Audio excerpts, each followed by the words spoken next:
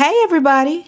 The doors of the Catalyst Academy, my public speaking incubator for women of color leaders, are open. If this is your time, we are offering an exclusive private training, Propel Your Platform Through Public Speaking, on April 12th. Apply for the training by going to bit.ly/The Catalyst Academy. Now let's get into the episode. Welcome to Oversharing with Rhonda, a podcast to amplify the voices of trailblazing women. My name is Rhonda Khan, and I believe in the power of authenticity, vulnerability, and storytelling to connect the masses. As a public speaking coach, speech therapist, performer, mom, and chronic oversharer, I'm often empowering others to own their stories. And what I've found is that the most transformative change happens when we share our journeys while being unapologetically ourselves.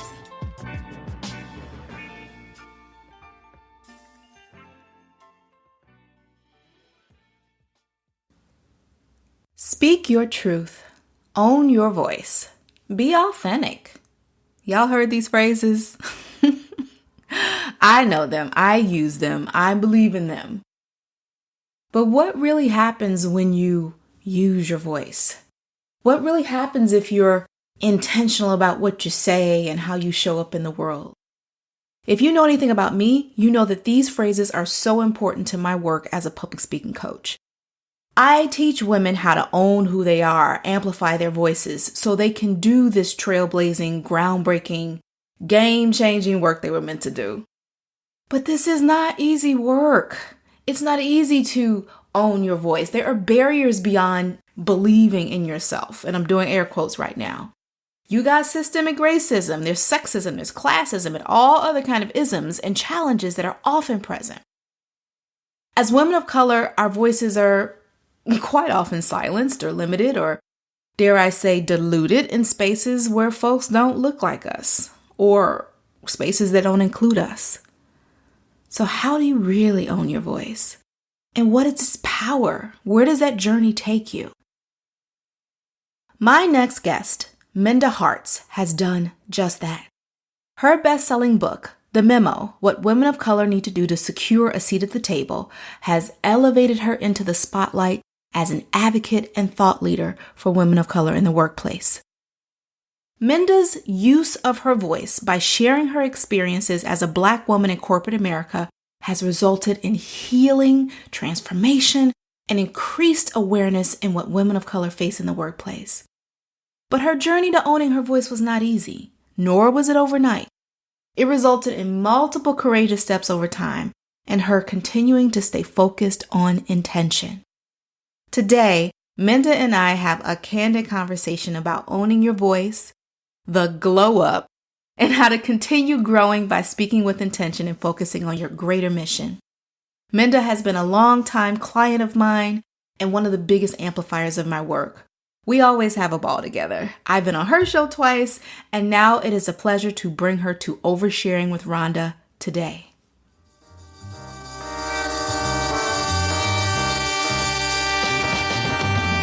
Minda Harts is the CEO of the Memo LLC and an award-winning best-selling author of The Memo, What Women of Color Need to Know to Secure a Seat at the Table.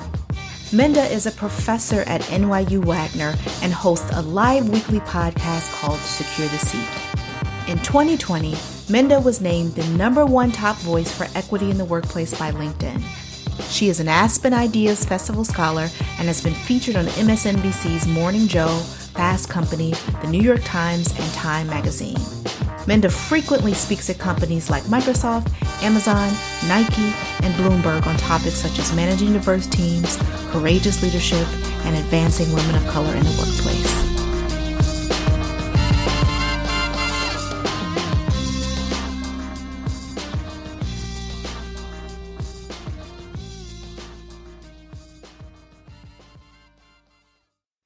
Minda Harts, welcome to Oversharing with Rhonda. Excited to be here, Rhonda. A long time coming. Girl, yes. So recently I was watching an interview with you, and I believe it was Brian Garish, and he referred to you and your work as you were an advocate for society on this, which is pretty weighty. And I want to know, did little Minda know that she would be a best-selling author for the voice of women of color in the workplace? Absolutely not. Little Minda nor little Yasminda knew that that was what was ahead. But I will say, as a little me, I always knew that I wanted to impact the world in some way, right? Like I didn't know the inequalities that Black women, Black girls experience to the degree in which I learned later in life, but I knew that I had something to give the world. I was always a go-getter, even as in my youth, and my mom would say the same thing. So I knew that something was probably going to happen, but I just didn't know what it was going to be. In some ways, I'm not surprised, but then in many ways, I am shocked. Mm-hmm. Yeah. Mm-hmm. How do you feel like you found your voice? You know, a lot of people ask me that question, and I'll be completely honest with you, Rhonda. I felt for a long time in my former life that I didn't have a voice. I didn't know where it was. I felt like I couldn't articulate, some of the things that I was experiencing, even in my teenage years and early in my career. I just felt like I misplaced it. And eventually I started to think about, well, actually, we all have a voice. We just have to decide how we want to use it. And that's where I started to tap into, I don't have to save the world, but what can I do to really occupy and enhance the spaces in which I dwell, right? How am I using my voice in that way, which ultimately will make the environments that I'm in better if I leverage my voice. I knew what my experience was like when I wasn't using my voice. So I'm like, what the hell? Let me try it with my voice, right? And see what I can move forward on. And that's really where I started to tap. It was small acts of courage along the way to really start to use my voice in ways that felt good to me. I love that.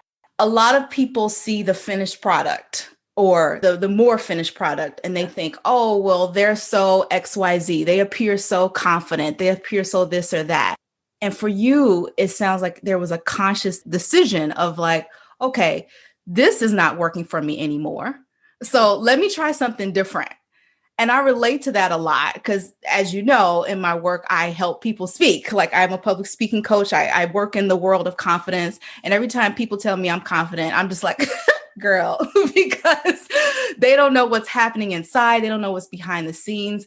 And for me, it was a similar thing of I was tired of people talking over me. I was tired of playing a role that I knew wasn't who I was, but I thought was acceptable to others. I thought I needed to be like sweet Rhonda and soft Rhonda, and this is what people want to hear. And then I was just like, no, because I see the people who are not doing that and getting opportunities and making change. And so I'm like, let's switch. What really happened when you started to switch? What did happen for you? What unfolded for you? Well, it really was an Audre Lorde quote. And I know you're a fan of Miss Lorde as well. When I heard it early in my career, it hit different when I was going through a certain experience. And the quote is, beware of feeling like you're not good enough to deserve it. Am I not good enough to be able to use my voice like everybody else? Right? Am I not good to be able to have dignity and respect as table stakes in the workplace? Right. And I started to look at my voice as not rocking the boat, but part of my job. Why does there have to be this negative connotation for Black women using their voice where we hear white men and women use their voice every single day and nobody ever says they're rocking the boat, right? So I wanted to be part of dismantling status quo and normalizing Black women using their voice however they see fit. And just because I have an opinion or I have an idea doesn't mean that I'm aggressive. That's their narrative. So I started to take back control of what Minda's narrative is. Oftentimes people think they have to climb on top of the Empire State Building to make this, grand act of using your voice, but it was the everyday actions, like you said, being talked over, just giving ideas in a meeting. Those were the things that I gave myself permission to do that I wasn't doing before. And I figured people didn't like it, or if they did love it, then that's on them. But at least I know I deserve to be able to speak whatever my truth is in this situation. So much there. Y'all, it's speaking so much to my spirit. Obviously, this is very aligned with my work and what I do with my clients, because one thing I always say is that when you get out here and speak, you can speak, you can show up and make the choice, but what's the worthiness piece about? Like, do you believe you belong in this room? Do you believe your words are worthy? And what you said was like, with the Audre Lorde quote was, giving yourself that permission, and don't like doubt your worthiness before you even start. And there's so much programmed in us to do that, even if we don't believe it. Even for those of us who are doing the work, it still shows up, and it's still like, oh, why do I feel like this? Or why am I trying to play small? Or why do I feel like I have to put myself in this box or in this presentation for other people? And what you did was the permission piece, like saying it's okay. But I know that wasn't easy for you, Minda. And so what are those moments when you were like, and I know it's small moments, but like, I deserve this. How did you learn you deserved it? Yeah, it's interesting, Rhonda, because it took time, right? It wasn't like, Beyonce says, I woke up like this. It wasn't, I woke up like this. Mm-hmm. It was like, I woke up like this. I didn't do it today. Okay, Minda, let's try again the next day. Like just feeling as if you're just not even comfortable in your own skin. Like it hurts now not to even speak up, right? You just feel this uncomfortableness. You're not experiencing the workplace the same as the people who sit right next to you, right? And I realized that, yes, there is systemic racism at play, but also that I had a role to play on if I adhere to this system or if I don't, right? And that doesn't mean being necessarily some rebel or anything, but it's like, you know what? If Bob next to me can be his authentic self, and people just say, oh, that's Bob being Bob, but Minda can't be who she needs to be in the workplace. There's a uneven balance in who we get to be in the workplace. And so again, I just said, what if? That was the question that I kept asking myself. What if I showed up? What if, right? Would it signal to the room that, oh, Minda actually does have ideas. She does have a stake in this game. And also it signals to me that I could do it. The definition of courage is the ability to do something that frightens one. And I had to lean into that courage to say, you know what, Minda, you've worked really hard to get here. Now is not the time to allow whatever the system that you're in to completely silence you, because it had paralyzed me, Rhonda. And I was just tired of feeling that way. You get fed up. Bob can show up and be Bob. That's just what it is. And then Bob doesn't know he has that privilege, right? Mm-hmm. And what really gave me chills was that the whole what if. Because I think sometimes when we realize, because, a lot of us Black women of color, we know our stuff. We know where the imposter syndrome shows up. We know what the fear, what the triggers. And often we think we have to do this big overhaul. And I'm a big fan of therapy. Oh, stay in it, and coaching and all of those things. But we often think like, I got to just fix and change.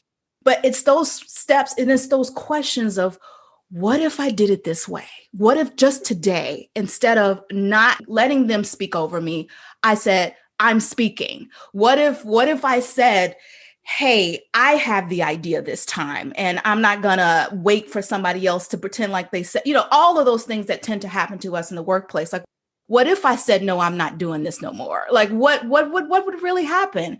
Because that seems to be the possibility versus the struggle. Like, it's a different way of framing it. And I love that. I love that. We deserve to ask ourselves, what if? Hey, we deserve to just ask the question.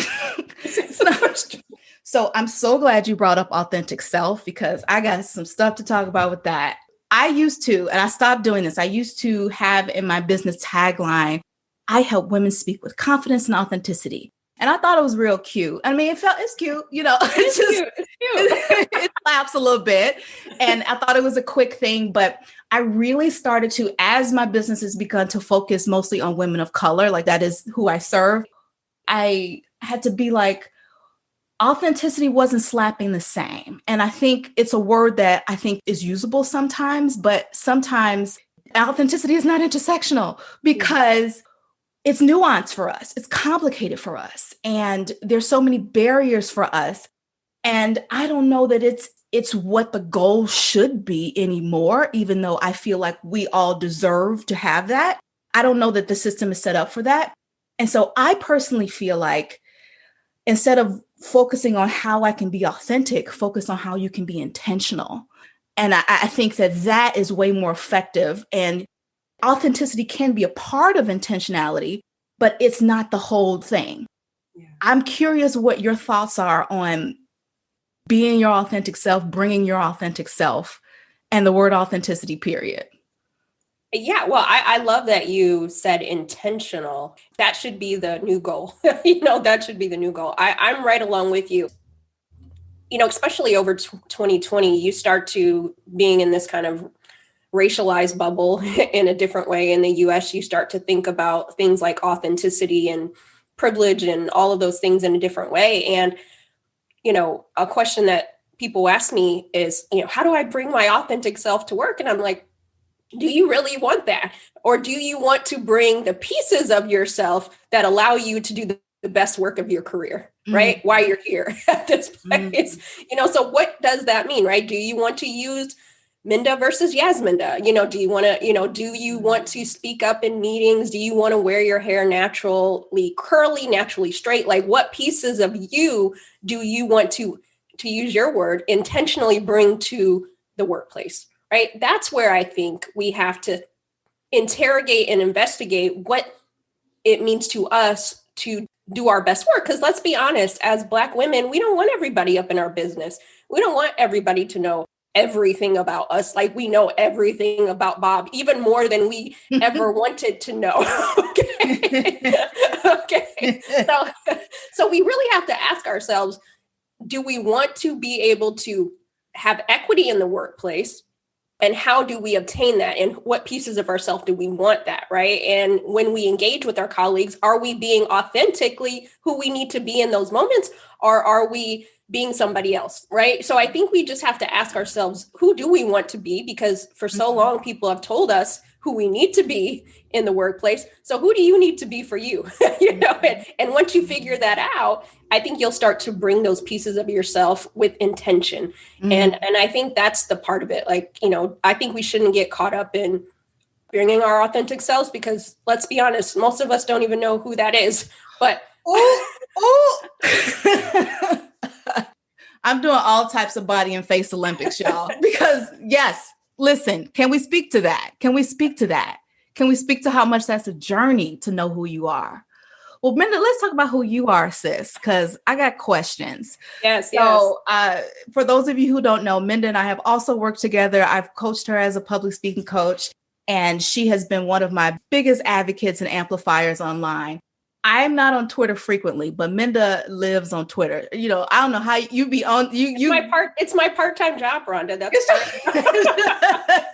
it's your part-time job. Yeah. But like I pop in and I'm like, Minda is going. But so I will log on to Twitter and I'll be like, what is all these notifications? And I'm like, did Minda say I have to say, like, what did Minda say? Because you have this massive platform. You got your blue check, and it ain't about the blue check, but that's major. I have seen you be thrust fully into the spotlight in a way that I know that you would never have imagined. In 2019, you released the Memo, and you have been on a ride. How has this process evolved you? Girl, well, first off, thank you for being part of my public speaking journey. It's definitely been helpful. And so thank you for all that you do. And, to be honest, I'm so thankful that so many women and just people in general find value in the work that I do. I'm very much a shy person and introverted. And so it really pushes me to not to be different, because just like when you hit the stage or you hit the virtual stage, you come alive, right? Something happens in you. But I do think that more people want to know more about you, right? And then also not just do people want to praise you, but then they want to critique you about what you're doing. So I think, the thing that people don't see oftentimes is, yes, there's a lot of praise and a lot of people like your work, but there's also the other side of it, right? And so for me, I just stay grounded in the in the work. And as long as I stay grounded in the work and remember what I'm here for, right, with blue checks or no blue checks, and that keeps me grounded, Rhonda. And I love it. And I'm excited about the additional impact of using my voice could lead to. Yeah. Yeah. What do you want people to know about your journey that may have not been easy? Because I feel like people tend to we put people on a platform or a pedestal, if you will. I think you recently tweeted about this. Let me pull it up. You said social media doesn't always tell the full story, mostly just curated parts that we want people to see. I will make it personal. Amazing things are going on in my life and some shitty stuff too. So I try not to get caught up in the comparison game. It could be a trap. And I think so many of us are like, I need to be like this and I need to be like that. And I talk about this a lot with my clients. I'm like, no, you need to be you. You'll get wherever you're supposed to be, but you got to start getting you and figuring out who you are. So what do people need to know about that other side that they're not seeing? Yeah.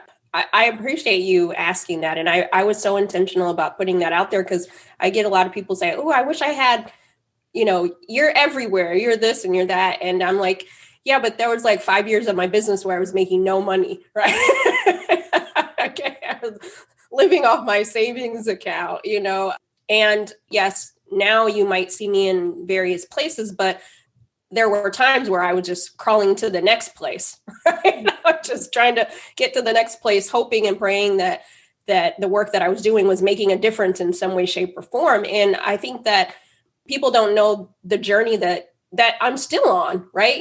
Just because I booked a couple of things or I've spoken here, it doesn't mean that I've arrived. I'm still going just like everybody else, right? I'm still moving, trying to figure out the next steps. And even though there may be some great media that I might get one day, but my personal life might be in shambles the next, you know what I mean? Like, talk about it. Oh, so not everything is perfect, and not life is not curated, and that's what social media is. And so I would say, even with the book, The Memo, as popular as it is, there was 5 major publishers at the time, Rhonda. 4 of them said, no, there's no audience for The Memo. No one would ever buy The Memo. These things aren't happening in the workplace, right? So even knowing what my life was like in corporate America, being invisible, then being told that this book has no audience, right? Even just that, and knowing, hey, this is my lived experience and the experience of many other Black women and women of color. So I'm going to keep pushing,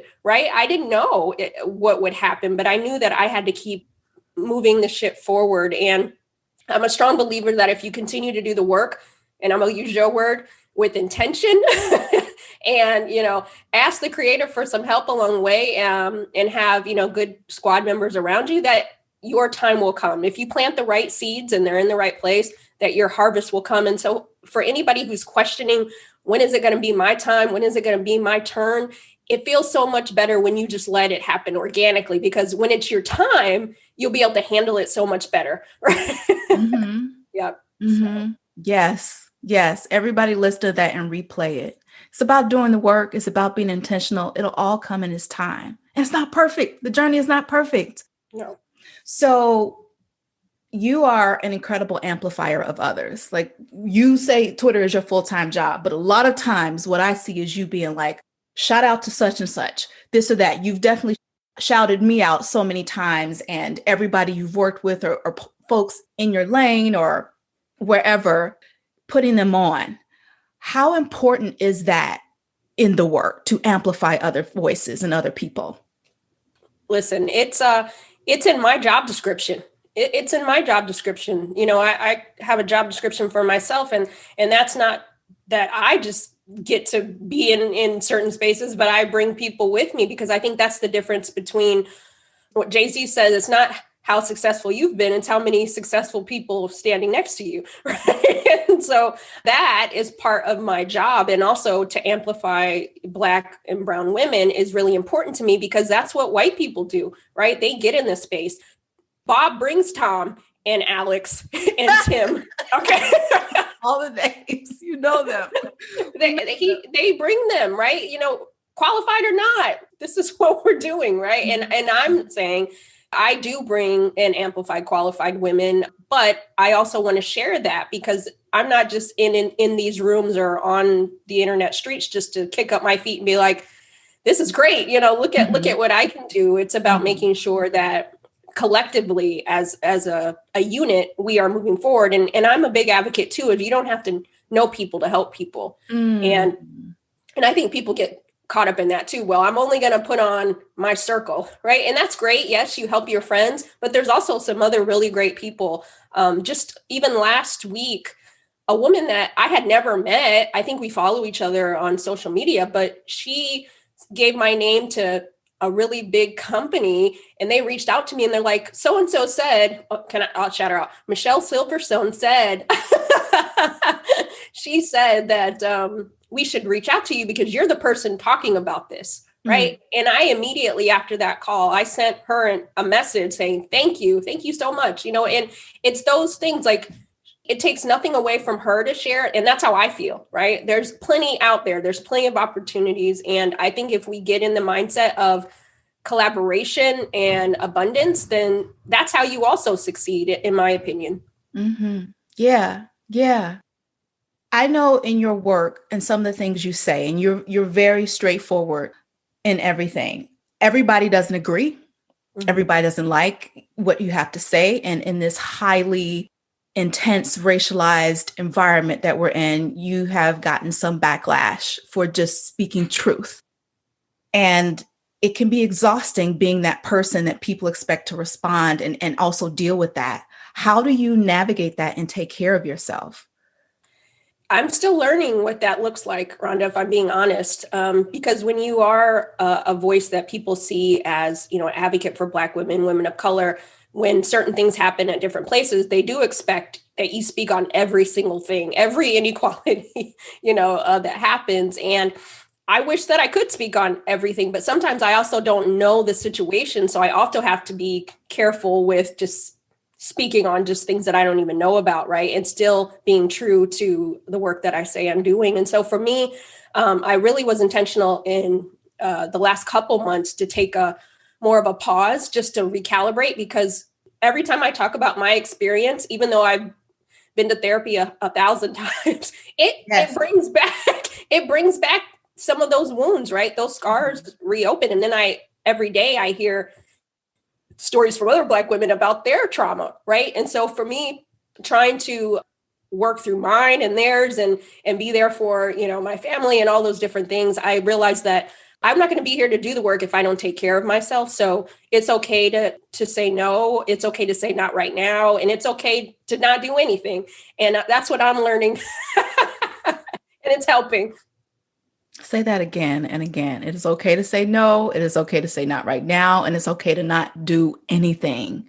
We are doing so much. So who inspires you? Who or what inspires you to keep going?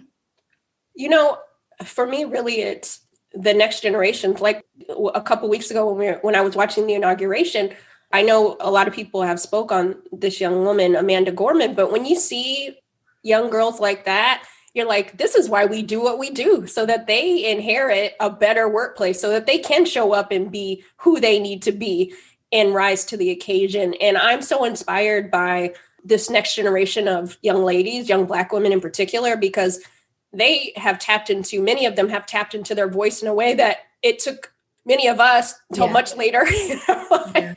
And so I really glean from that. And you can see that them using their voice intentionally is creating space for them. And that's what keeps me going. Okay, Minda, yes, you might say some things that people may not agree with, but it's creating space for who needs to hear it. And you can do it in your way. And there's still going to be opportunities for you. And that is inspiring, right? Because we haven't always gotten to see that. Yeah.